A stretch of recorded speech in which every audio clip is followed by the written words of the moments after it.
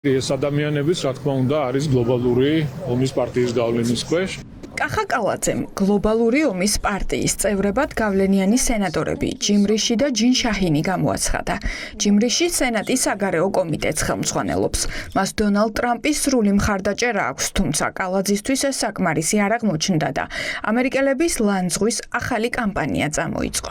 წარმოგიდგენიათ ურთიერთობის აღდგენა, როცა ამერიკას ადანაშაულებთ რევოლუციური სქემების. ამერიკა რო აფინანსებდა, რა თქვენ ახლა გაიგებთ?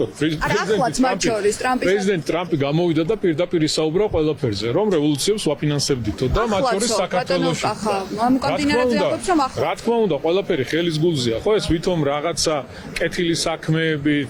კალაძის ლანძღვის მიზეზი განცხადებაა, რომელიც სენატის საგარეო კომიტეტის თავმჯდომარემ და მისმა დემოკრატმა კოლეგამ საქართველოში არსებულ პოლიტიკურ კრიზისზე გამოაქვეყნეს. ჯიმ რიში და ჯინ შაჰინი, რომლებმაც 2012 წელს ბიძინა ივანიშვილს პირველებმა მიულოცეს ხელისუფლების მშვიდობიანი გადმობარება, ივანიშვილის 13 წლიანი მმართველობის შემდეგ ფიქრობენ, რომ ქართულ დემოკრატიას ძირს მხოლოდ ქართული ოცნება უთხრის. მიუღებელია, რომ საქართველოს მთავრობამ მიზანში ამოიღო შეერთებული შტატების მთავრობის ყოფილი თანამშრომლები უსაფუძვლო ბრალდებით, რომ თითქოს ისინი ძირს უთხრიან საქართველოს მთავრობას.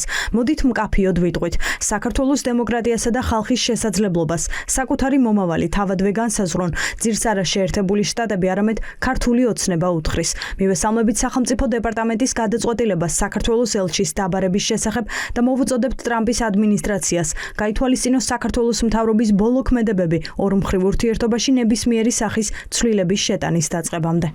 ტრამპის ადმინისტრაციისთვის რევოლუციის დაფინანსების დაბრალება ქართულ ოცნებას ძვირი უჯდება. ვაშინგტონიდან განცხადებები არ წყდება.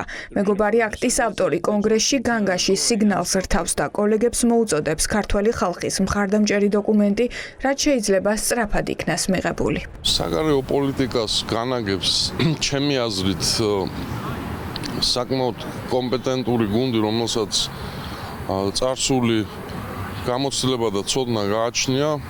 აქ პირველ რიგში სახელმწიფო მდივან მარკო რუბიოს გულისხმობ და ამიტომ გათვლა იმაზე, რომ რაღაც ესე იგი ექსტრავაგანტული და პრინციპულად ახალი სვლები იქნება ამერიკის შეერთებული შტატების მხრიდან, რაც ალბათ ოცნების ხელმძღვანელობაში არსებობს. დიდი შეცდომაა. ერთი მხრივ ცდილობს აი კონსერვატიულ ტალღას მოაჯდეს, რომ თითქოს ტრამპთან აქვს საერთო ღირებულებები, მაგრამ მეორე მხრივ აკრიტიკებს იმის გამო, რომ თითქოს ტრამპმა ვერ დაამარცხა ეგრეთ წოდებული deep state-ი. ქართული ოცნების სტრატეგია ძალიან გავს რუსულ სტრატეგიას, რომლებიც პერიოდულად ზაბავენ ხოლმე ურთიერთობას ამერიკის შეერთებულ შტატებთან, იმისთვის რომ აიძულონ ამერიკული მხარე წამოვიდეს მოლაპარაკებებზე. ტრამპის მთავრობასთან ურთიერთობის დალაგების რესურსი სულ უფრო და უფრო არარეალური ხდება. ამერიკის საგარეო უწყებაში ელჩის დაბარებას და ოცნების ტყუილებში მხილებას შედეგი ჯერ არ გამოუღია.